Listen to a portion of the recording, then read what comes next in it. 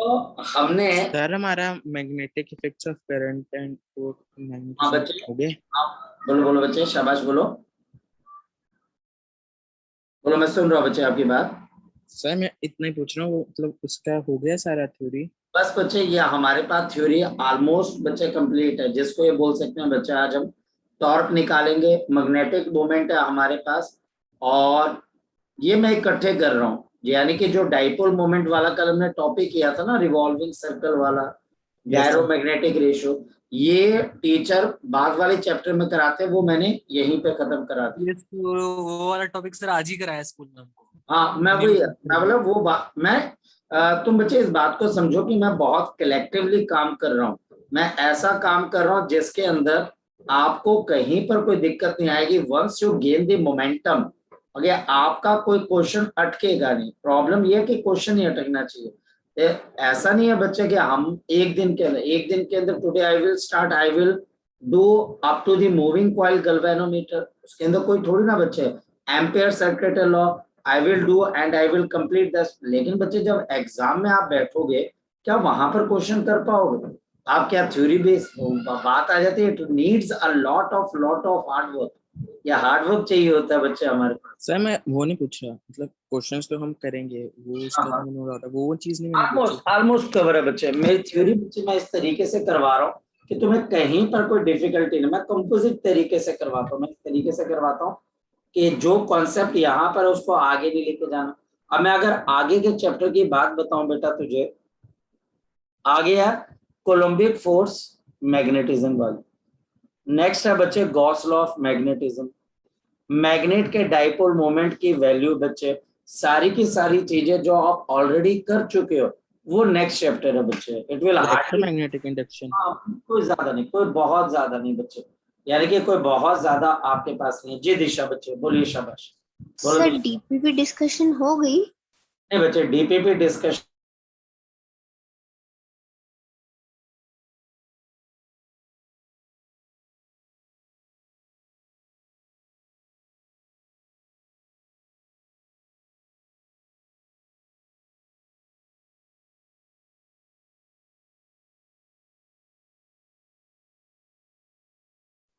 एक मिनट, आपके अगर कोई डाउट्स हैं दिशा तो आप पूछ सकते हो बच्चे, शाबाश।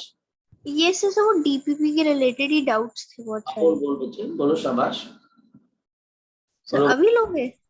नहीं, अगर आप आज कंफर्टेबल हो, जिसके अंदर आपको अगर लग रहा है कि भाई मेरे को रात को नींद नहीं आएगी तो ये है, नहीं तो हमें नहीं सर अभी यहाँ पे मेरे पास वो नोटबुक नहीं, मुझे सिर्फ कंफर्म करना था कि आपने कर तो नहीं ली अभी अभी नहीं, डिस्कशन। अभी नहीं लिए बच्चे, अभी नहीं लिए बच्चे। ये सर प्लीज कल ले लेना। हाँ बेटा, हो जाएंगे बच्चे। सर आज मेरे पास थोड़ा घर पे नहीं हो तो मेरे पास वो नोटबुक ही नहीं है जिसपे कोई मेरे बात डाउट्स लिखे हैं। कोई बात नहीं बच्चे। The torque acting on the current carrying load, the sir torque एक और एक्टिंग। चीज बता दीजिए, पहले क्या बात हो रही थी कि चैप्टर क्या खत्म क्या? क्या बेटा? सर मैं कह रही हूँ पहले क्या बात हो रही थी, मैंने सुना नहीं कि चैप्टर खत्म, क्या कह रहे थे आप? मैं क्या कह रहा था, मैं आपको ये कह रहा था कि जो मैंने कल पिछले टॉपिक करवाया था, वो टॉपिक नेक्स्ट चैप्टर का है बच्चा हमारे पास। तो हम कलेक्टिवली मैग्नेटिज्म को खत्म कर रहे हैं, कलेक्टिवली, यानी कि ओके। मैग्नेटिज्म को कलेक्टिवली देख रहा हूँ कि अप टू अर्थ मैग्नेटिज्म ये करना बच्चे। सो हमारा जो नेक्स्ट टॉपिक है, it is the torque acting on a current carrying loop. मेरे पास यहाँ पर एक लूप है बच्चा आपके पास इस डायरेक्शन, ये हमारे पास ये लूप आ गया बच्चा हमारे पास इस डायरेक्शन के अंदर। ये लूप हमारे पास करंट कैरी कर रहा है इस डायरेक्शन के अंदर। ये हमारे पास आई करंट आपके पास ऐसे कवर कर रहा है, और हमारे पास यहाँ पर इसकी जो ब्रेड्थ है बच्चे, वो हमारे पास बी के बराबर है, और जो लेंथ है वो हमारे पास एल के बराबर है। इसकी जो लेंथ है वो हमारे पास किसके बराबर है बच्चे, आपके पास एल के बराबर है। इसकी जो लेंथ है बच्चे वो हमारे पास किसके बराबर है, एल के बराबर। समझ पा रहे होंगे, ये लूप ऐसे नहीं है, टेढ़ा है बच्चे हमारे पास, यानी कि ये लूप आपके पास एक एंगल पे है, ना ये एक्स वाई प्लेन पे है, ना ये वाई जेड प्लेन पे है, ये इन दोनों के बीच में कहीं। और हमारे पास इस आपके पास करंट कैरिंग लूप को हमने किसके अंदर रख दिया हुआ बच्चे, हमने इसको एक मैग्नेटिक फील्ड में रख दिया, और जो मैग्नेटिक फील्ड है बच्चे वो हमारे पास कहाँ पे लग रही है? मैग्नेटिक फील्ड लग रही है अलोंग द एक्स एक्सिस। जो मैग्नेटिक फील्ड लग रही है बच्चे वो हमारे पास किसके अलोंग लग रही है बच्चे? X axis. सर ये दो सरफेसेस हैं कि एक ही है? कौन से वाले बच्चे? ये जो आपने साइड पे बनाया है ना, हाँ जी। दो है कि एक ही का साइड व्यू बनाया है? कैसे कैसे बच्चे? ठीक है sir, मतलब वो उसका एक साइड बनाई है ना आगे। ये बच्चे हमारे पास नॉर्थ पोल है और ये बच्चे हमारे पास साउथ पोल, यानी कि ये हमारे पास मैग्नेट का एक तरफ नॉर्थ है और दूसरी तरफ साउथ। और हमारे पास जो मैग्नेटिक फील्ड है बच्चे वो हमारे पास कैसे काम कर रही है? मैग्नेटिक फील्ड हमारे पास यहाँ पर इस डायरेक्शन के अंदर बच्चे आपके पास काम कर रही है। ये मैग्नेटिक फील्ड है बच्चे हमारे पास, यहाँ पर हमारे पास इस तरीके से मैग्नेटिक फील्ड काम कर रही है। ये हमारे पास मैग्नेटिक फील्ड है जो कि इस तरीके से आपके पास इसके ऊपर एक्ट कर रही है। Now this is a uniform magnetic field जिसमें इस करंट कैरिंग लूप को हमने प्लेस किया हुआ। हमारे पास ये जो करंट है वो I के बराबर है और मैग्नेटिक फील्ड B के बराबर है। अब अगर देखा जाए तो मैं इसको नाम दे देता हूँ P से Q, Q से R और R से बच्चे हमारे पास S की तरफ से P से Q बच्चे हमारे पास करंट ऊपर जा रहा है। मैग्नेटिक फील्ड कहाँ पर है? अब ये Y एक्सिस की तरफ फोकस करें, ये Y एक्सिस है। आपके पास जो क्यू आर है ना वो Y एक्सिस है और ना ही बच्चे वो हमारे पास X एक्सिस है, ये एक एंगल के ऊपर फोकस करना बच्चे इस चीज को। अगर हम यहाँ पर देखते हैं तो हमारे पास मैग्नेटिक फील्ड आपके पास ऐसे काम कर रही है क्योंकि ये X एक्सिस की तरफ काम कर रही है। यहाँ पर मैग्नेटिक फील्ड बच्चा हमारे पास यहाँ पर ऐसे काम कर रही है, ये हमारे पास B आ गया। ये जो आपके पास ये वाली मैग्नेटिक फील्ड है ये परपेंडिकुलर है, ये हमारे पास इस बी के परपेंडिकुलर है, और ये वाली मैग्नेटिक फील्ड इस क्यू पी क्यू के भी क्या है बच्चे? परपेंडिकुलर। अगर मैं यहाँ पर इस पूरे सिस्टम को समझने की कोशिश करूं, सीखने की कोशिश करूं कि पी क्यू आर एस के ऊपर फोर्सेस कैसे लग रही हैं, क्या क्या काम हो रहा है, तो इसको हम नेक्स्ट पिक्चर के अंदर अंडरस्टैंड करते हैं बच्चे। ये हमारे पास यहाँ पर एक लूप है बच्चे हमारे पास। सो मेरे पास यहाँ पर इस तरीके से आपके पास क्या आ गया? एक लूप आ गया बच्चे आपके पास। समझ पा रहे हो? ये लूप बच्चे हमारे पास ऐसे आ गया। अब समझ पा रहे होंगे कि ये लूप आपके पास कैसे है। ये लूप एक दरवाजे की तरह जो ना तो पूरी तरह से बंद है ना पूरी तरह से खुला हुआ। क्लियर है इतनी बात? हमारे पास जो मैग्नेटिक फील्ड है वो कहाँ पर लग रही है? वो एक्स एक्सिस के अलोंग लग रही है, यानी कि ये रही मैग्नेटिक फील्ड आपके पास, ये रही मैग्नेटिक फील्ड बच्चे, यहाँ पर ये रही मैग्नेटिक फील्ड और ये रही हमारे पास मैग्नेटिक फील्ड। ये एक्स एक्सिस की तरफ को लगी और जो दरवाजा है वो आधा खुला हुआ। इमेजिन करो आपके घर में कोई दरवाजा है, आप उसको ना पूरा बंद करो ना पूरा खोलो, बीच में लटका दो, और जो दरवाजे की विड्थ होती है जहां पर ओरिजिनल दरवाजा बंद होता है उस डायरेक्शन में कोई मैग्नेटिक फील्ड लगे। और हमारे पास यहाँ पर जो करंट है, और करंट हमारे पास कौन सा है? ये करंट आपके पास यहाँ चल रहा है, ये करंट यहाँ चल रहा है, ये करंट आपके पास यहाँ चल रहा है और ये करंट यहाँ चल रहा है। ये मेरे पास आ गया P से Q से R और हमारे पास यहाँ पर SI और करंट है I के बराबर। हमारे पास B यहाँ पर मैग्नेटिक फील्ड है, B मेरे पास मैग्नेटिक फील्ड है, B मेरे पास मैग्नेटिक फील्ड है और ये B मेरे पास मैग्नेटिक फील्ड है। अब ध्यान से समझना जो मैं आपको यहाँ पर बताना चाह रहा हूँ। ये जो बच्चा हमारे पास लूप है, ये लूप हमारे पास क्या कर रहा है बच्चे? ये एक्स एक्सिस के साथ एक एंगल पे, तो मैग्नेटिक फील्ड के साथ भी एक एंगल पे हो जाएगा, है ना? मैग्नेटिक फील्ड के साथ भी किस पे हो जाएगा? एक एंगल पे। मान लेते हैं बच्चा हमारे पास कि ये जो लूप है ये हमारे पास मैग्नेटिक फील्ड के साथ एक एंगल के ऊपर है, ये हमारे पास इसके साथ एक एंगल के ऊपर, and let this angle be equal to theta, and let this angle be theta. क्या एंगल यहाँ पर और यहाँ पर बन पाएगा? ना पी क्यू पे बनेगा ना आर एस पे बनेगा। क्यों? आपका पी क्यू वाई एक्सिस है, मैग्नेटिक फील्ड एक्स एक्सिस पे, तो एंगल तो 90 हो जाएगा। आपका आर एस वाई एक्सिस पे, मैग्नेटिक फील्ड एक्स एक्सिस पे, तो एंगल अगेन 90 है। मेरी बात को आप अंडरस्टैंड कर पा रहे हो? लेकिन जो क्यू आर है वो अब एक्स एक्सिस पे नहीं, ना वाई एक्सिस पे, ना जेड एक्सिस पे, बीच पे।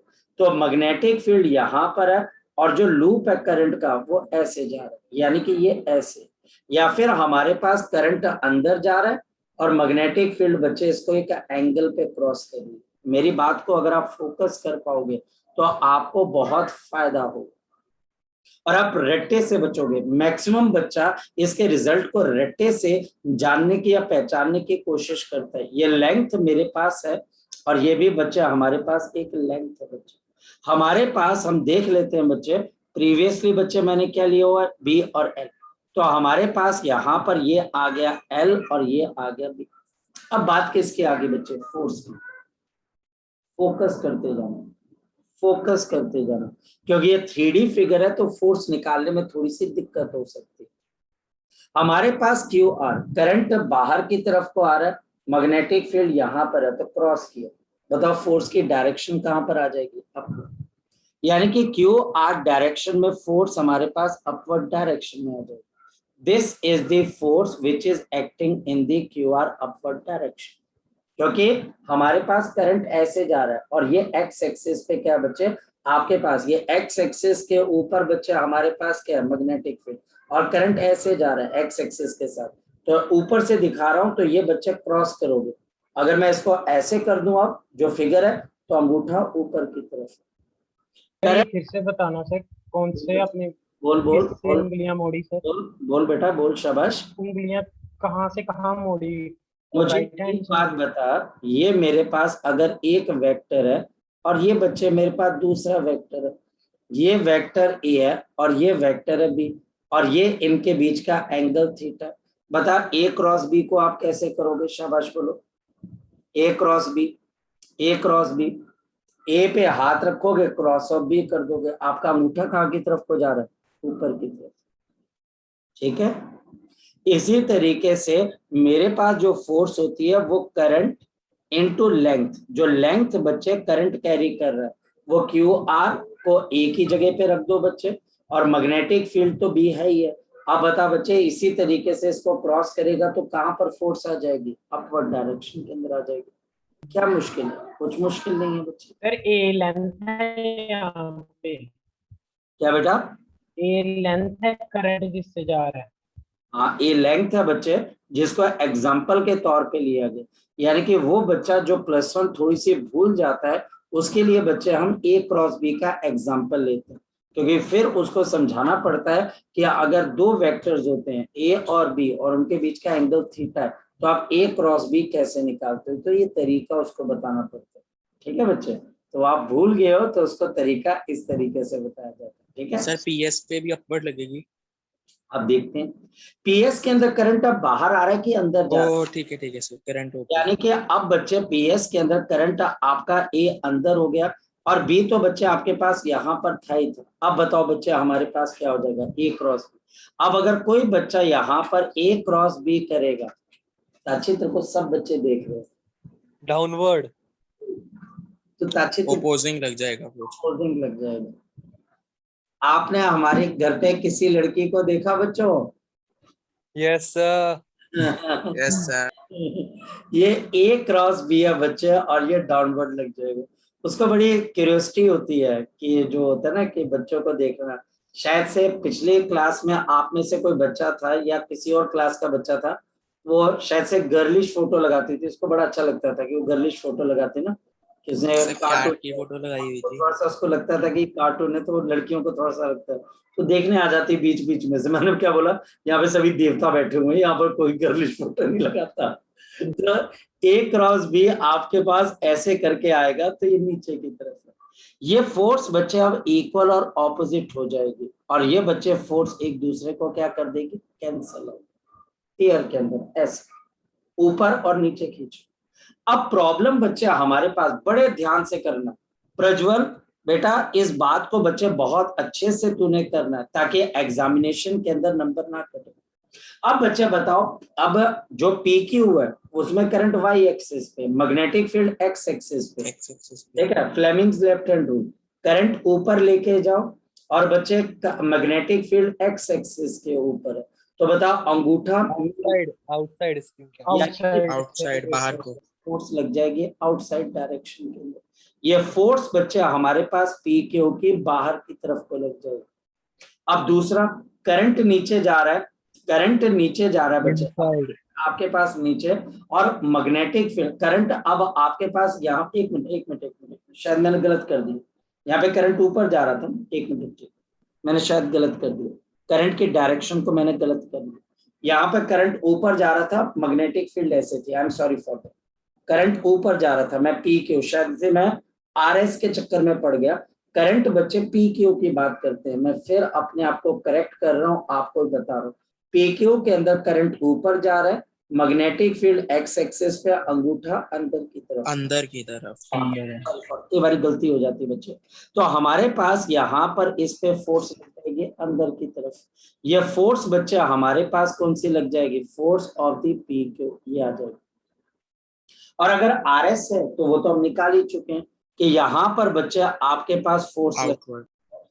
तो क्या ये फोर्सेस इन दोनों फोर्सेस की तरह एक दूसरे को कैंसिल कर रही है, आंसर नहीं सर। ये बिल्कुल बच्चे ऐसे होते हैं, यानी कि ये फोर्सेस आपके पास ऑपोजिट है, इक्वल भी है, ऑपोजिट भी है, लेकिन बच्चे इनका लाइन ऑफ एक्शन सेम नहीं, एक फोर्स इस लूप को पीछे लेके जाना चाहती है, आगे खींचना चाहती है, तो इस पर टॉर्क लग जाएगा।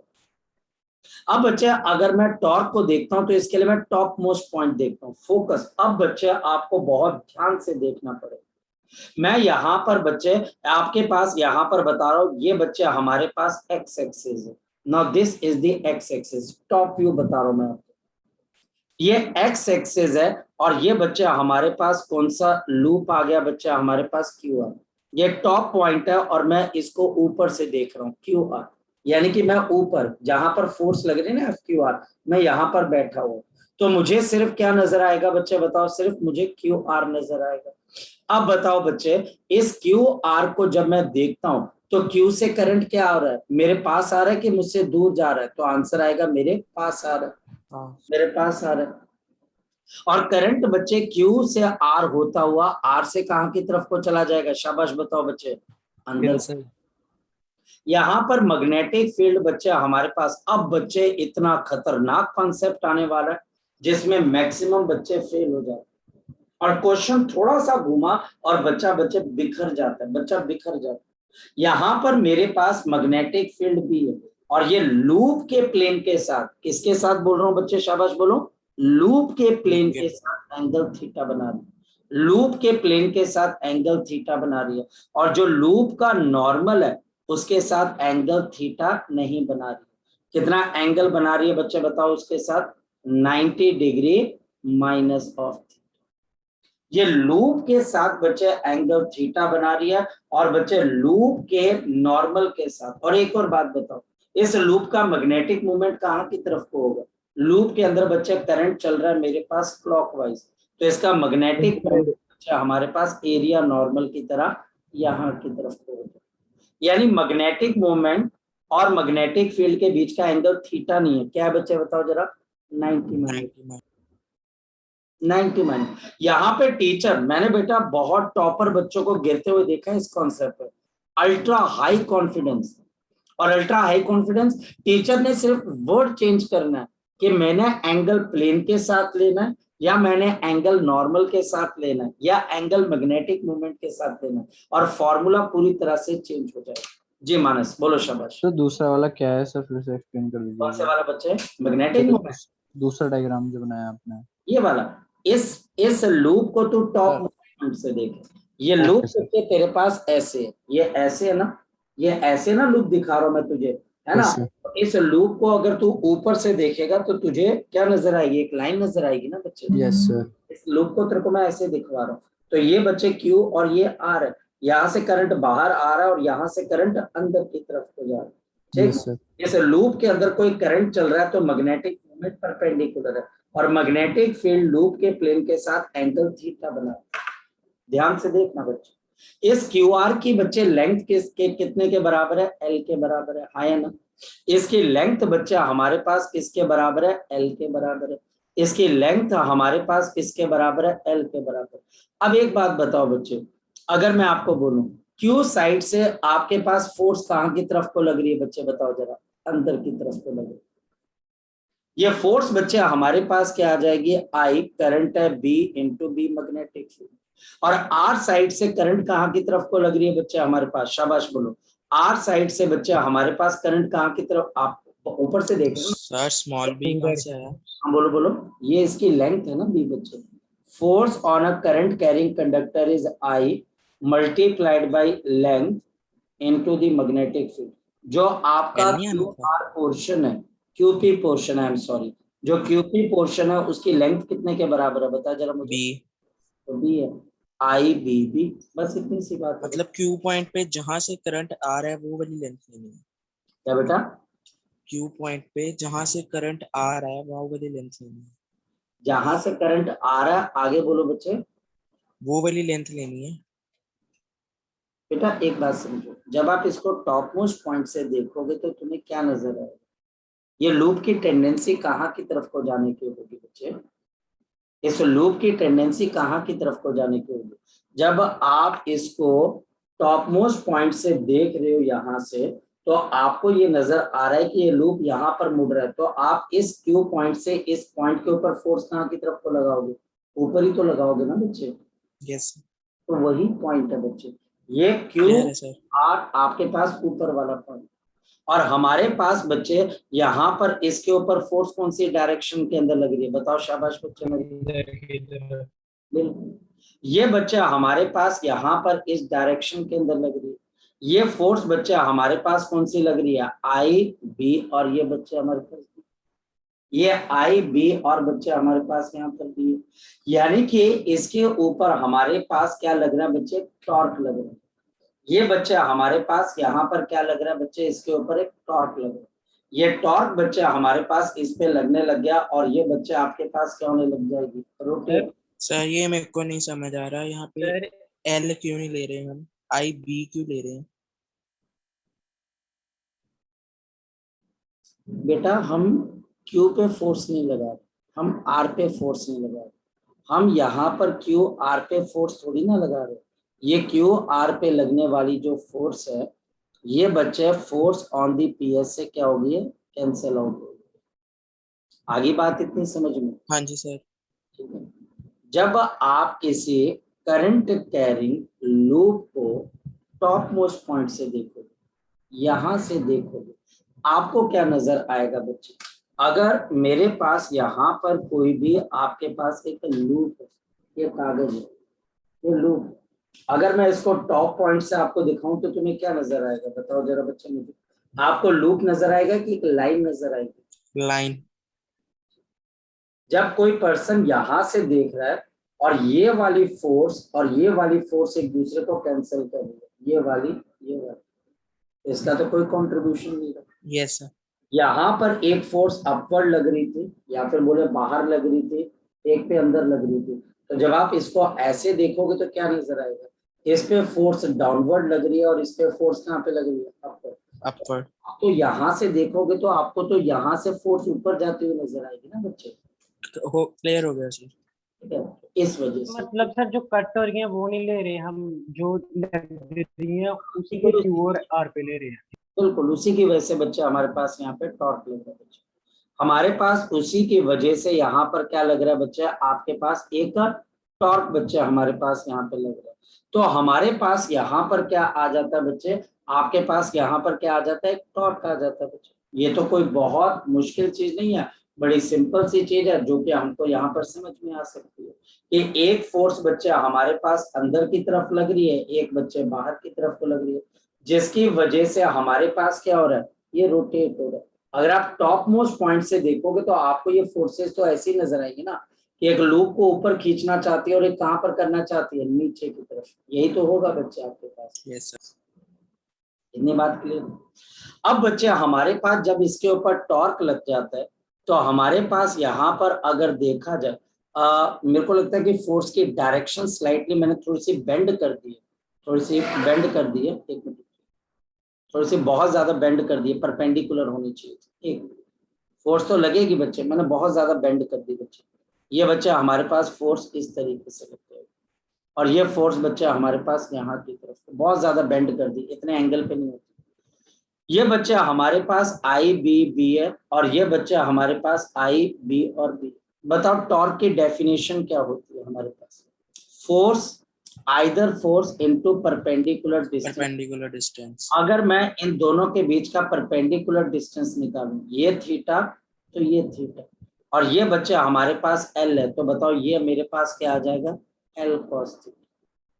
ये बच्चा हमारे पास क्या आ गया? L cos theta. अब इस पे लगने वाला टॉर्क किसके बराबर आ जाएगा? मेरे पास यहाँ पर either force I B B multiplied by perpendicular distance L cos of theta. अब बच्चे फोकस करना, बहुत अच्छे से फोकस करना। यहाँ पर कॉस आ गया, और यहीं पर बच्चों की कंफ्यूजन स्टार्ट हो जाती है कि यहाँ पर तो साइन आना चाहिए, कॉस कैसे आ गया? टीचर इसको बहुत भुनाता है। एक्चुअल में जो थीटा एंगल है बच्चा हमारे पास, वो किसके बराबर? दिस प्लेन के साथ है वो। This is the angle between magnetic field and the plane of the coil, and the plane of the coil। हाथ जोड़ के बेटा जी आपको रिक्वेस्ट है, हाथ जोड़ के बेटा एक बार क्वेश्चन ध्यान से पढ़ लेना, वो क्या बोल रहा है। जो एंगल है बच्चे वो कॉइल के साथ बोल रहा है या कॉइल के नॉर्मल के साथ बोल रहा है? हमारे पास यहाँ पर बताओ लेंथ इनटू ब्रेड्थ किसके बराबर हो जाएगा? शाबाश बोलो। एरिया। तो ये बच्चे current into area multiplied by B into cos of theta. Next one, मेरे पास करंट इनटू एरिया क्या होता है? Magnetic movement. बिल्कुल, बी इनटू कॉस थीटा। लेकिन फिर बच्चे हाथ जोड़ के रिक्वेस्ट है, हाथ जोड़ के बच्चे आपके पास रिक्वेस्ट है, फिर बच्चे मैं आपको कहूंगा इस बात को ध्यान में रख लेना कि बेटा जी हमारे पास यहाँ पर थीटा एंगल क्या है? थीटा एंगल बच्चे हमारे पास यहाँ पर, थीटा एंगल बच्चे हमारे पास यहाँ पर मैग्नेटिक फील्ड और प्लेन के बीच का एंगल, प्लेन के बीच का एंगल है, याद रखो। एक और चीज, हमारे पास अगर मैं इस एंगल को अल्फा ले लूं तो बताओ इसका मतलब क्या हो जाएगा? अल्फा प्लस ऑफ थीटा किसके बराबर है? शाबाश, 90 degree. Theta is equal to 90 degree minus of alpha. Therefore यहाँ पर टॉर्क की एक और वैल्यू आ जाएगी, I into A into cos of into B भी है बच्चे, I am sorry, I A B. मेरे पास यहाँ पर टॉर्क क्या आ जाएगा? This will be equal to I A B into मेरे पास कॉस, अब sin alpha 90 माइनस अल्फा। अब बताओ 90 माइनस अल्फा किसके बराबर होता है? साइन। Sine alpha. और ये बच्चे हमारे पास यहाँ पर क्या आ जाएगा? This will be equal to, ये बच्चे मेरे पास magnetic movement, magnetic field into बच्चे हमारे पास साइन अल्फा। यहाँ पर अब अल्फा एंगल क्या है ये भी देख लो। अल्फा बच्चे हमारे पास किस किस का एंगल है बच्चे? Angle between magnetic movement and magnetic field and magnetic movement, magnetic movement or normal to the coil, or the normal to the coil, or the normal to the coil। Maximum बच्चों को जब हम torque का question पूछते हैं तो सीधा M B sine theta. वही चीज कि आप अगर इन डेप्थ स्टडी नहीं करोगे तो बच्चे कभी क्वेश्चन निकलेगा ही। इन डेप्थ स्टडी करनी, इस बात को समझने की कोशिश करो कि जो बच्चा आपके एग्जाम में बहुत अच्छे नंबर लेके आ रहा है, जिसका सो कॉल्ड हम अपने आप को एम बनाकर चलते हैं कि इस फलाने बच्चे ने इस एग्जाम को टॉप किया, आपको पता है बच्चे कि वो 7th क्लास से +1 +2 पढ़ रहे हैं। आपके साथ कई ऐसे बच्चे जो +1 +2 7th क्लास से पढ़ रहे हैं, और आपने बच्चे +1 +2 पढ़ना शुरू किया सही में +1 +2 में, तो वो तो तुमसे 50 किलोमीटर आगे हैं। वो 50 के, आपको जो टाइम लगना है ना बच्चे, देखो हर कॉन्सेप्ट को समझने में टाइम लगता है। जो टाइम वाली बात है वो उन्होंने 7th 8th class 9th class में खत्म कर दी। अभी आपको वो टाइम भी लगाना है बच्चे कॉन्सेप्ट सीखने के अंदर, और बच्चे आपको एक्सेल भी करना है। मेरी पॉइंट को आप समझ पा रहे हो? कई ऐसे बच्चे होते हैं जो तीनों में से कोई एक सब्जेक्ट पहले कर चुके होते हैं, तो फिर वो पूरा टाइम इसके ऊपर भी डिवोट कर लेते हैं। इस वजह से याद रखना, हर कॉन्सेप्ट को सीखने के लिए एक मिनिमम बच्चे फ्रेमवर्क जरूर होता है। और वो मिनिमम फ्रेमवर्क जो होता है, जो टॉपर बच्चा होता है वो 6th 7th 8th क्लास से कवर करके आ चुका होता है, और हमको वो ट्राइम फ्रेमवर्क यहाँ पर भी करना है और आईआईटी के क्वेश्चंस भी करने हैं। तो हमको बहुत ध्यान देना पड़ेगा और घबराना नहीं है बच्चे। या फिर बच्चे हमारे पास यहाँ पे टॉर्क की वैल्यू किसके बराबर आ जाएगी, शाबाश बताओ बच्चे, this is m cross of, ये बच्चे हमारे पास क्या आ जाएगी, m क्रॉस ऑफ b। ये मेरे पास यहाँ पर क्या आ जाएगा बच्चे, m क्रॉस ऑफ b। ये मेरे पास एक रिजल्ट हुआ तैयार। अब चलते हैं आगे की तरफ।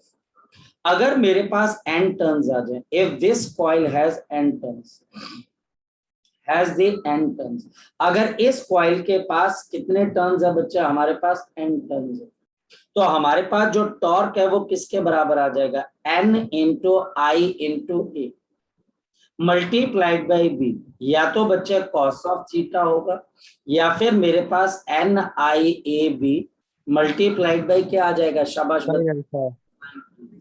ये हमारे पास दो फॉर्मूले, अगर नंबर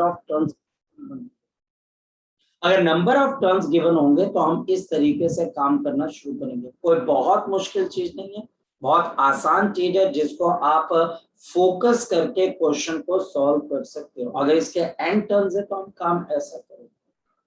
यहाँ पर सारा काम बच्चे मैग्नेटिक मोमेंट और मैग्नेटिक फील्ड के बीच के एंगल का, ये एंगल है, और ये एंगल डिसाइड करेगा कि आप पे टॉर्क लगेगा, और लगेगा तो कैसे लगेगा और किस तरीके से बच्चे वो काम करना शुरू करेगा। क्या यहाँ पर सिंपल हार्मोनिक मोशन हो सकती है बच्चे हमारे पास, तो आंसर है बिल्कुल हो सकती है। क्या यहाँ पर सिंपल हार्मोनिक मोशन हो सकती है, बिल्कुल हो सकती है भाई, सिंपल हार्मोनिक मोशन क्यों नहीं होगी। यहाँ पर बच्चे हमारे पास जो सिंपल हार्मोनिक मोशन है उसके लिए तो बड़ी सिंपल सी बात आ जाती है। मेरे पास इफ आपके पास alpha is very small angle, अगर अल्फा मेरे पास बहुत ही स्मॉल एंगल हो जाता है तो क्या हो जाएगा, आपके पास टॉर्क किसके बराबर आ जाएगा, अप्रोक्सीमेटली बच्चे मेरे पास यहाँ पर आ जाएगा एम बी, और साइन अल्फा की जगह बच्चे हमारे पास सिंपल अल्फा आ जाएगा। यहाँ पर बच्चे हमारे पास ये जो टॉर्क है इसकी एक और डेफिनेशन होती है, आपके पास मोमेंट ऑफ इनर्शिया और एक्सेलरेशन की जगह बच्चे हमारे पास क्या आ जाता है, डबल डिफरेंशिएशन ऑफ बच्चे हमारे पास angle, and this is M B into alpha. तो बताओ बच्चे यहाँ पर एक्सेलरेशन किसके बराबर आ गई, शाबाश, this is M B upon I, ये बच्चे हमारे पास, और आई आपके पास करंट नहीं है, I am sorry this is not current, ये moment of inertia into alpha. तो देयरफॉर कोई बच्चा मुझे बता दे कि ओमेगा किसके बराबर आ जाएगा, अंडर रूट ऑफ क्या आ जाएगा, एम बी अपॉन आई। आई क्या है, moment of inertia. Time period किसके बराबर आ जाएगा, 2 पाई बाई, आपके पास 2 पाई सर बाई, यहाँ पे अल्फा को डिस्प्लेसमेंट मान रहे हैं। यस एंगुलर डिस्प्लेसमेंट बच्चे, एंगुलर डिस्प्लेसमेंट। ओके ओके ठीक है। पास टाइम पीरियड की वैल्यू आ जाएगी। ये बच्चे अब हमारे पास एनालॉजी है। एनालॉजी कहाँ से आ रही है बच्चे, मैं समझा देता हूँ जरा। इलेक्ट्रिक डाइपोल मोमेंट का टाइम पीरियड का कोई बच्चा फॉर्मूला बता सकता है, इलेक्ट्रिक डाइपोल मोमेंट के टाइम पीरियड का कोई बच्चा फॉर्मूला बता सकता 2 है, pi under root I by PE. 2 pi under root of moment of inertia upon dipole moment into electric, same तो चीज है। तभी तो मैंने बोला अब स्टडीज इजी होने लग जाएगी, यानी हम जो चीज कर चुके हैं वही चीज बच्चे अब बार बार रिपीट हो गया, यानी कि अब इसके बाद बच्चे जो चैप्टर शुरू होगा वो कंपैरिजन बेस्ड होगा। अगर मुझे इलेक्ट्रोस्टैटिक समझ में आ रहा है तो ये भी समझ में आ रहा है, अगर मुझे ये समझ में नहीं आ रहा है तो इसका मतलब इलेक्ट्रोस्टैटिक ये समझ में नहीं आया। बोलो सर यहाँ जो एक्सेलरेशन है वो एंगुलर डिस्प्लेसमेंट को अपोज करेगी ना। डेफिनेटली वो अपोज करती है इनर्शिया की वजह से बच्चे, लेकिन हम उस नेगेटिव को नेगेटिव साइन को इंक्लूड क्यों नहीं करते, बोलो मतलब हम मोस्टली नेगेटिव साइन इंक्लूड भी करते हैं ना, कई केसेस में नहीं करते हैं। करते हैं बच्चे। पॉइंट बच्चे हमारे पास है जो सिंपल हार्मोनिक मोशन है, ये हमारे पास कॉन्सेप्चुअल प्रॉब्लम, ये बच्चे हमारे पास क्या है, कॉन्सेप्चुअल प्रॉब्लम। और यहाँ पर हमारे पास जो स्टूडेंट होता है उसको ऑलरेडी पता होता है कि यहाँ पर नेगेटिव साइन है, और यहाँ पर बच्चे हम इग्नोर कर देते हैं नेगेटिव साइन को।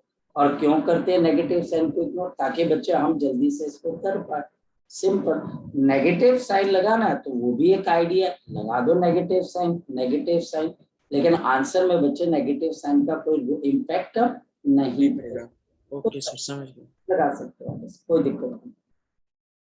नेक्स्ट वन बच्चे हमारे पास, ये बच्चे हमारे पास यहाँ पर क्या आ गया? Torque acting on a carrying fluid. बोलो। सर वो 1 मिनट पीछे से समझाना सर, थोड़ा समझ नहीं आया सर। बोल, क्या समझना बेटा? सर जब एक्सेलरेशन निकाल ली, फिर एंगुलर एक्सेलरेशन में हमने रूट ले लिया उसका। कौन से वाला बच्चे? सर ये टूटा, इसमें आई क्या है इधर? Moment of inertia. और सर जब एक्सेलरेशन से एंगुलर एक्सेलरेशन पे आए तो फिर रूट ले लिया। फिर से क्वेश्चन पूछो बच्चे, फिर से क्वेश्चन पूछिए बच्चे। सर उसको ओमेगा का नहीं समझ आ रहा है। हाँ, मैं वही बोल रहा हूँ, वो पहले बोलेगा, एक्सप्लेन करेगा अपने आप को, तो बच्चे उसके अंदर कॉन्फिडेंस आएगा। बोल बेटा। ये ओमेगा का नहीं समझ आया कि उसमें रूट कैसे आ रहा है। क्योंकि बच्चा हमारे पास +1 में सिंपल हार्मोनिक मोशन का जो फॉर्मूला होता है, वो बच्चा हमारे पास क्या होता है? Acceleration is equal to -ω² multiplied by displacement होता है। ये सिंपल हार्मोनिक मोशन की इक्वेशन होती है। तो कंपेयर करके हमारे पास ओमेगा आ जाएगा। बस इतनी सी तो बात है बच्चे, ठीक है? ठीक है सर। ये +1 की बात है बच्चे, +2 की कोई बात नहीं।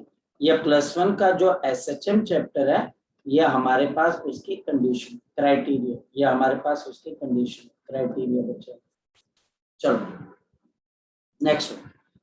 सो नेक्स्ट वन बच्चे, अब हमारे पास यहाँ पर क्या चीज आ जाती है? Which is called a moving coil galvanometer. So next is the moving coil galvanometer.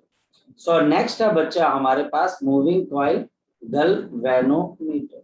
हमारे पास मूविंग कॉइल गैल्वेनोमीटर क्या चीज है बच्चे? अगर हम इसको अंडरस्टैंड करने की कोशिश करते हैं, हमारे पास मूविंग कॉइल गैल्वेनोमीटर एक बड़ी सिंपल सी चीज हमको बोलते हैं, moving coil galvanometer. Moving coil galvanometer बच्चा हमारे पास एक डिवाइस है बच्चे, विच इज यूज, जो कि बच्चा हम यूज करते हैं बच्चे टू इंडिकेट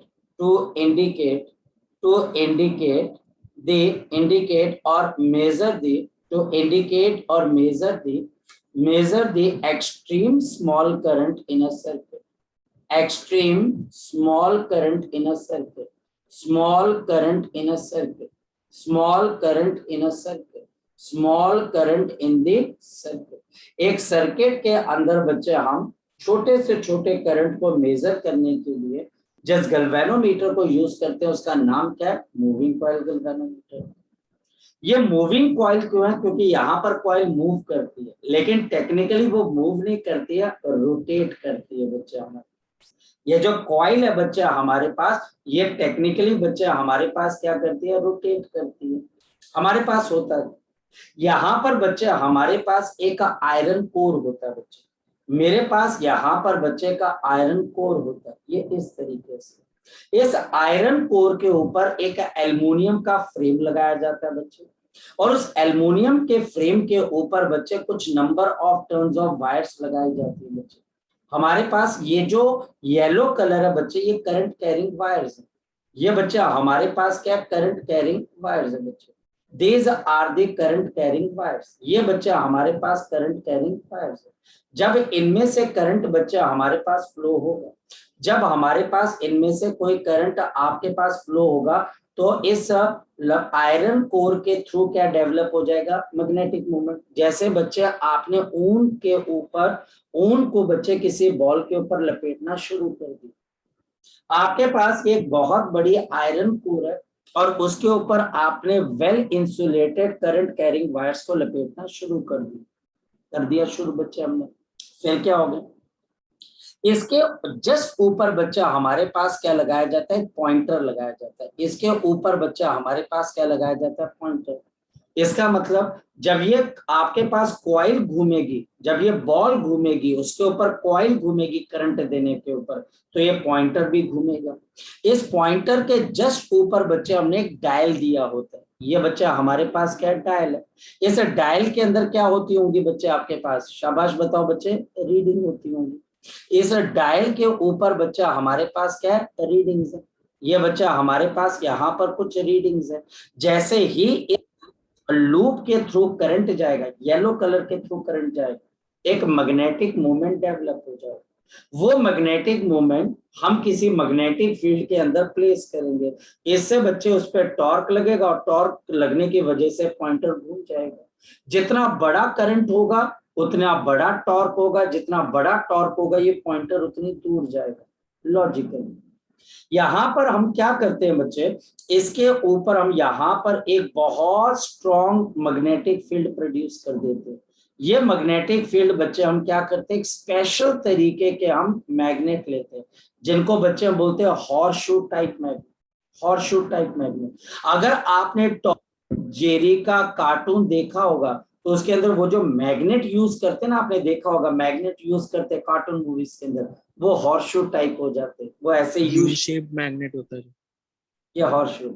ये बच्चे हमारे पास है नॉर्थ और साउथ। फायदा क्या, इसका फायदा ये होगा, ऐसा करने से बच्चे जो मैग्नेटिक फील्ड है वो रेडियल हो जाएगी, यानी कि मैग्नेटिक फील्ड कंसंट्रेट हो जाएगी। आयरन कोर लगाने का भी यही फायदा। आयरन कोर लगाने से मैग्नेटिक फील्ड के अंदर जो लॉस हो सकता था, हम उस लॉस को क्या कर देते हैं बच्चे, रोक देते हैं, उसको पकड़ लेते हैं बच्चे। और ये बच्चे हमारे पास सिचुएशन का ऊपरी हिस्सा, हमारे पास इसके नीचे भी बच्चा हमारे पास कुछ अरेंजमेंट है, समझ में। अगर हम ध्यान से देखें बच्चे तो इसके नीचे यानी कि इसके पीछे की तरफ एक स्प्रिंग लगाया जाता है छोटा सा। वो स्प्रिंग क्या काम करता है बच्चे कि एक बार आपने करंट छोड़ा और ये बच्चे पॉइंटर रोटेट हो गया तो ये पूरी जो कॉइल है रोटेट होगी।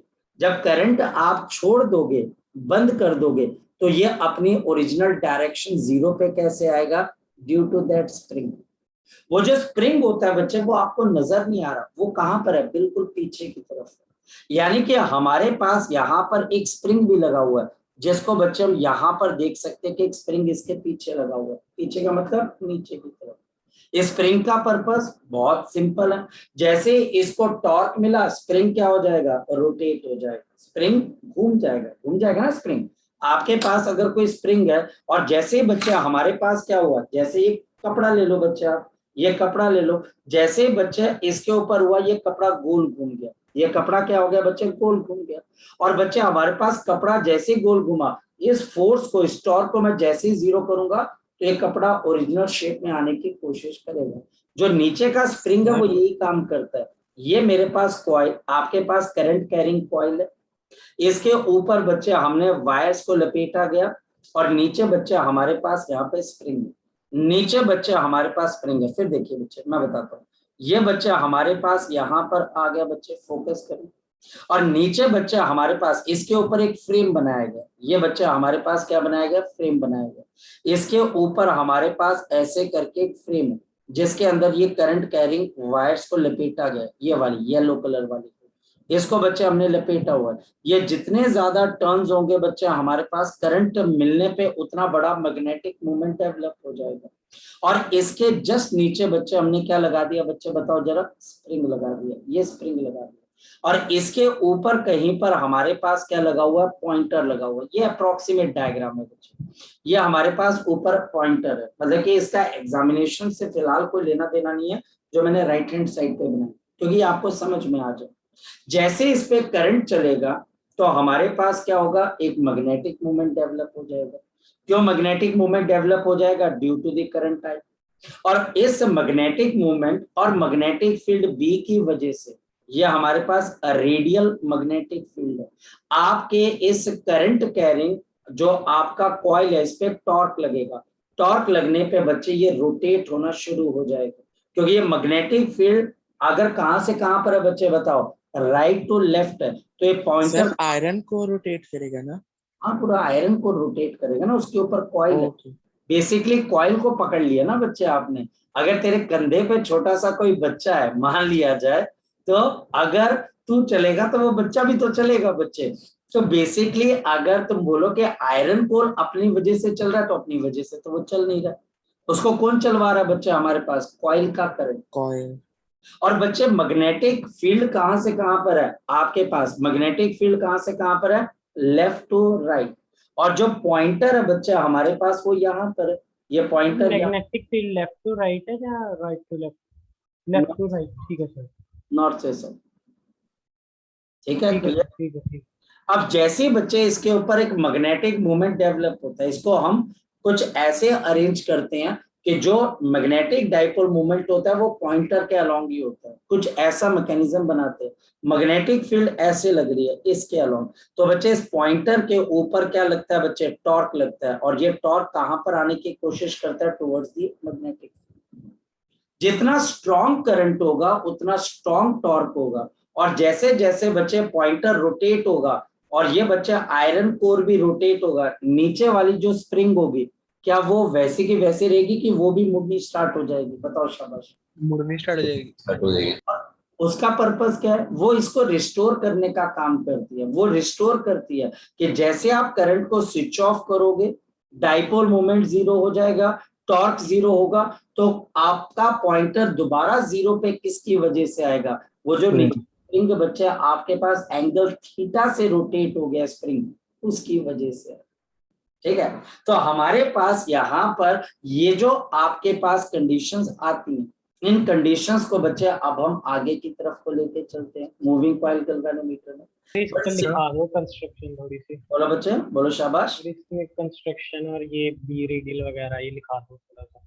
क्या बेटा, फिर से बोलो बच्चे। ये कंस्ट्रक्शन और बी रेडियल वगैरह इसकी वर्किंग थोड़ी सी लिखा दो। हाँ बेटा लिख जाएगी बच्चे, पहले समझ तो लो बेटा आप उसको, है ना। जी सर। ठीक है,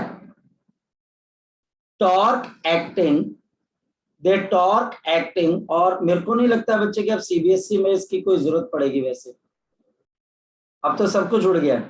अभी थोड़ी देर पहले मेरे पास एक यहाँ के एक स्कूल के टीचर का फोन आ रखा था, वो एमसीक्यू क्वेश्चन मांग रहा था मुझसे। तो वो तो पूछेंगे नहीं बच्चे इसके अंदर से कंस्ट्रक्शन वगैरह कुछ भी, लेकिन अगर आप कहते हो तो मैं आपको मटेरियल भेज दूंगा। सो टॉर्क वैसे आ चुका है आपके पास मटेरियल, अगर आप ध्यान से देखें तो वो सब कुछ आ चुका है आपके पास। सर जेईई मेन में इससे रिलेटेड कोई क्वेश्चन नहीं आ सकता? बहुत सिंपल आएंगे यार, बच्चों वाले, रोना आ जाएगा आपको देख के, आप इमोशनल हो जाएगा, आपको दिल करेगा जिस टीचर ने वो क्वेश्चन बनाया आप उसको गोदी में उठाकर दुकान पे लेके जाके एक लॉलीपॉप दिला के लेके आओ कि अंकल जी बड़ा अच्छा क्वेश्चन दिया आपने, मजा आ गया।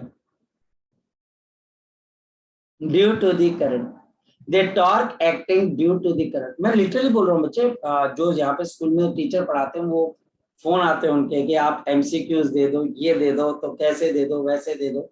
तो अब तो एमसीक्यू बेस्ड रह गया प्रिंसिपल, अब तो कुछ भी ऐसा नहीं रह गया। हाँ तुम्हारे दिनेश का पता नहीं बच्चे, जब से उसकी शादी हो रखी है वो बंदा कहते हैं चेंज ही हो गया, गुमसुम हो गया वो बंदा सच में चेंज हो गया स्कूल से। बात सही है ना, या तो उसकी मर्जी के बगैर ब्याह हुआ है या उसको समझ नहीं आया कि मेरा ब्याह क्या हुआ है। नहीं सर, वो स्कूल से चेंज हो गया है। तो अब कौन आ गया है, कोई मैम आए हैं, दीपिका। क्या नाम है, सर उनकी गवर्नमेंट जॉब लग गई। कहाँ पर लग गई है, तो पता नहीं, मुझे पता चला कि उनकी लग गई है। गवर्नमेंट, तूने बड़ी उनकी रिसर्च कर रखी है क्या आपको। नहीं सर, वो मैम, एक मैम भी थे ना केमिस्ट्री के, उनकी नहीं लगी तो उनकी लग गई थी, तो वो बता रही थी मेरी फ्रेंड, वो ट्यूशन पढ़ती है ना। अरे तुम्हें वाइब्रेंस के बारे में पता लगा, उनको धक्के धुक्के मार मूर के निकाल दिया, तुम्हें पता लगा इस बात का, वहां पर बाउंसर खड़े कर दिए थे कि वाइब्रेंस वाला कोई बंदा अंदर ना जा सके। मैं सही में बोल रहा हूँ, तुमको मजाक लग रहा होगा, कसम से बाउंसर खड़े किए थे वहां पर कि भैया मैं तो ललित सर को बोल रहा था, मैं ललित सर वहां पर 2-4 एसी पड़े हुए उठा लाते। ललित सर और मैं प्लान कर रहे हैं, भाई देखो जिस बच्चे ने हमारे साथ जाना है हमको हमारे पास आ जाना, हम दोनों। बच्चे जाते हैं क्या वाइब्रेंस में जाते हैं वो, कौन वाइब्रेंस वाला जो बना। हाँ पहले जाते थे, अब उनको बकायदा बाइज्जत उनको जो है बोला गया बाउंसर खड़े करके कि अंदर नहीं आना। So torque acting due to the current, जो करंट की वजह से टॉर्क आएगा बच्चे, that will be equal to NIAB। यहाँ पर बच्चे साइन ऑफ 90 डिग्री है, और ये तभी बच्चे साइन 90 होगा जब ये मैग्नेटिक फील्ड रेडियल हो। ये आपको समझना पड़ेगा, नंबर 1। नंबर 2 बच्चे, हमारे पास यहाँ पे रिस्टोरिंग टॉर्क किसकी वजह से लगेगा? कौन सी ऐसी चीज है जो कि टॉर्क को रिस्टोर करना चाहती है बच्चे? स्प्रिंग। और बच्चे उसका फॉर्मूला क्या होता है? K theta. अब ये थीटा हमारे पास क्या है बच्चे? अगर एंगुलर डिस्प्लेसमेंट, ये मतलब वो कितने एंगल से रोटेट हो गया जब इसके ऊपर कोई टॉर्क लगा।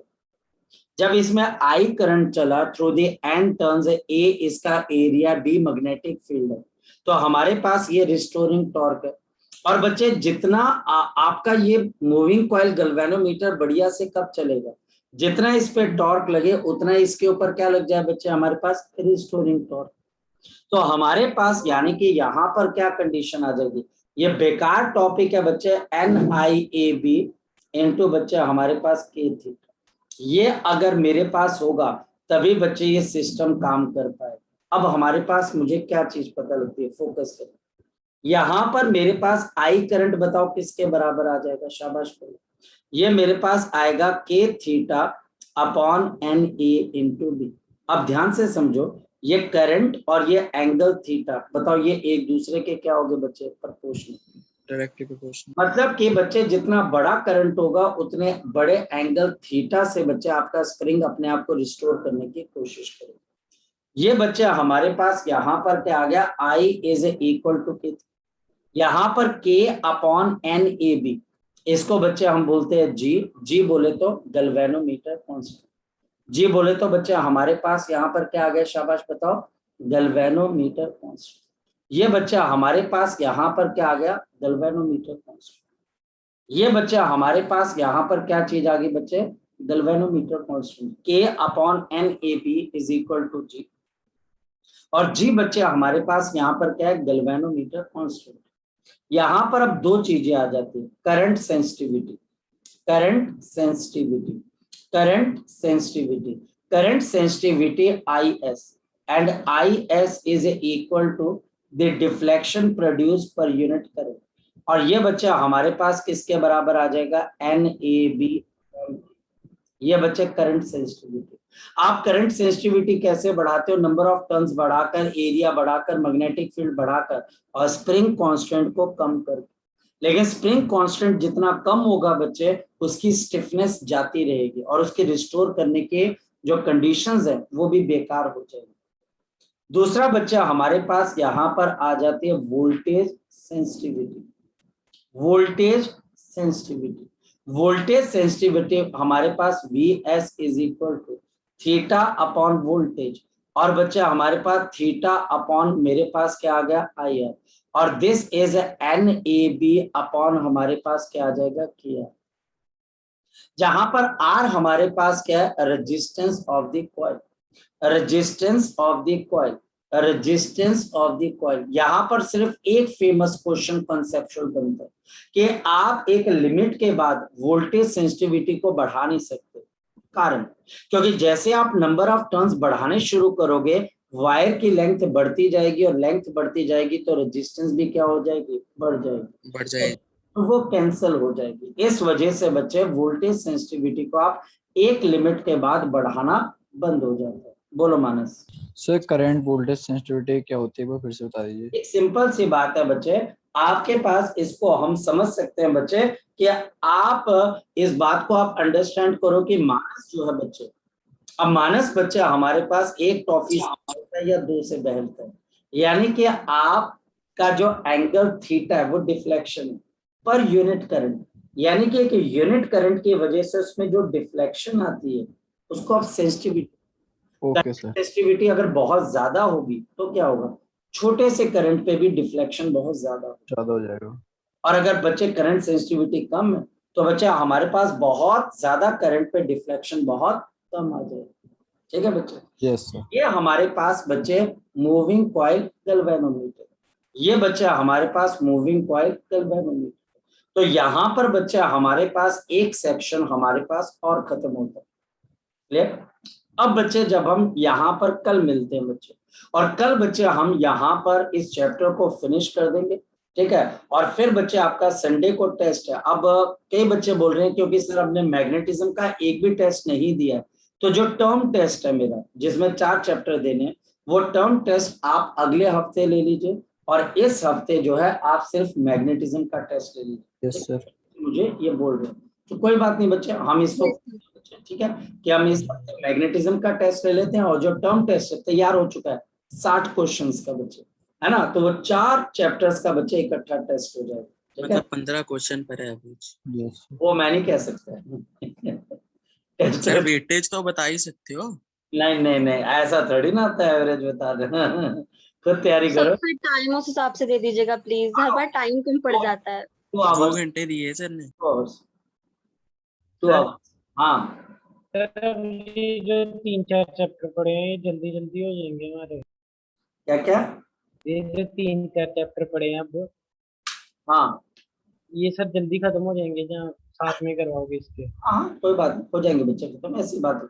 देख बेटा, सर इलेक्ट्रोमैग्नेटिक इंडक्शन के बाद हमारा कौन सा चैप्टर है? ऑल्टरनेटिंग करंट होता है बच्चे। सर ये मतलब ये 5th चैप्टर तक पूरे, मतलब 5th चैप्टर होगा ना ये वाला? मेरे आपकी हाँ। आवाज ही नहीं आई बच्चे। सर 5th चैप्टर होगा ना ये वाला कौन से वाला? ऑल्टरनेटिंग करंट्स वाला? नहीं बेटा, किसने बोला आपको 5th चैप्टर है बेटा? 6 कौन सा होगा? 5th चैप्टर किसने बोला बच्चे आपको?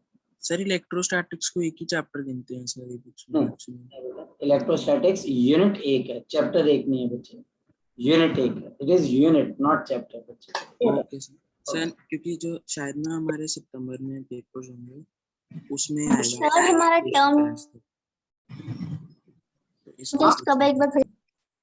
ये बच्चे इस संडे नहीं, नेक्स्ट संडे को है बच्चे आपके पास। सर मैग्नेटिज्म वाली टेस्ट में कितने मार्क्स का होगा? तो मैग्नेटिज्म वाला बच्चे वो इस संडे को होगा, और इस संडे के बाद जो संडे आएगा बच्चे उसमें टर्म टेस्ट हो जाएगा। सर नहीं मैं वो पूछ रहा हूँ क्वेश्चंस कितने होंगे सर क्वेश्चंस और टाइम पूछ रहा हूँ मैग्नेटिज्म के। किसमें? मैग्नेटिज्म का टेस्ट वो 30 क्वेश्चन होंगे, 30 क्वेश्चन होंगे बच्चे, वो 30 और 1 आवर्स उसका तो नॉर्मल 1.5 आवर। हाँ 1 आवर बच्चे। सर बोलो। सर रिकॉर्डिंग्स का देख लेना एक बार। हाँ यार मैं रिकॉर्डिंग्स का देख लूंगा यार, क्योंकि रिकॉर्डिंग्स के लिए ऊपर नीचे है। अब देखते हैं बच्चे, भाई साहब ये क्या करता है लैपटॉप आजकल बहुत भगा रहा है मुझे। पहले तो हो जाती थी अपलोड, अब देखना मैं बैठा रहूंगा यहाँ पर 11, 12, 1 बज जाते कई बार, और ये भाई साहब रिकॉर्डिंग कहीं मिलती है कहीं नहीं मिलती, तो कोशिश करूंगा बच्चे इसको, ठीक है बेटा। वैसे पिछली तो मिल गई होगी मेरे को लगता है, एक आधी तो मिली भी कि एक आधी की भी नहीं मिली। यस यस मिल गई। सर आप मुझे कब टेस्ट प्रोवाइड करोगे? मेरा इलेक्ट्रोस्टैटिक्स क्या बेटा? का, कैपेसिटेंस का और करंट का भी एक टेस्ट नहीं है। तो मैं कह रही हूँ कि आपने मुझे कहा था कि आप मुझे टेस्ट प्रोवाइड कर दोगे, वो पहले जो हो गए सर थे इसने दिया कौन सा टेस्ट फिर? किसने? दिशा ने? हाँ, अभी दिया था सारे तो कह पहला। रही है को प्रोवाइड कर। कोई नहीं दिशा, करते हैं इसके अंदर कॉपी पड़ी होगी तो मैं देख दूंगा, ठीक है बेटा। मुझे मैसेज करते रहना बस, ठीक है। Yes sir. ठीक है, हाँ बोलो। वोल्टेज सेंसिटिविटी का कोई रिफ्लेक्शन पे असर होता है? बड़ी सिंपल सी बात है कि आपके पास आप एक वोल्टेज लगा रहे हो, उस वोल्टेज के हिसाब से जो डिफ्लेक्शन हो रही है, अगर वोल्टेज इंक्रीज तो रिफ्लेक्शन इंक्रीज। क्या बेटा? हाँ बिल्कुल, वोल्टेज इंक्रीज तो रिफ्लेक्शन इंक्रीज। तो आपके पास वोल्टेज सेंसिटिविटी का मतलब है कि अगर आप कोई वोल्टेज लगाते हो तो उसके हिसाब से डिफ्लेक्शन कितनी आ रही है। बहुत ज्यादा डिफ्लेक्शन बहुत कम वोल्टेज पे आ रही है तो सेंसिटिविटी ज्यादा। और अगर बच्चा हमारे पास कोई बच्चा आपकी क्लास में होगा ना जो सेंसिटिव होगा प्रज्वल, जिसको तुमने वैसे ही बोल दिया ओए तो वो बच्चा रो पड़ा, तो बोले यार बड़ा सेंसिटिव है। और कोई बच्चा हमारी तरह बेशर्म भी होगा जिसको 5-6 गालियां पड़ जाए फिर भी हंसता रहता है, तो हमारी सेंसिटिविटी कम है। तो वोल्टेज सेंसिटिविटी की कितनी छोटी वोल्टेज लगाकर भी बड़ी डिफ्लेक्शन आ रही है, वोल्टेज सेंसिटिविटी ज्यादा।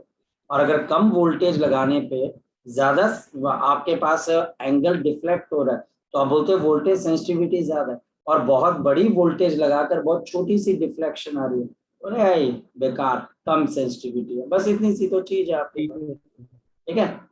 सर हम बोलो। सर आप वेक्टरी क्लास लेंगे क्या? बेटा मैं देखता हूँ बच्चे, मैं अभी यहाँ पे आपको देखता हूँ, ठीक है। Okay sir. Okay thank you sir. Thank you sir. Thank you.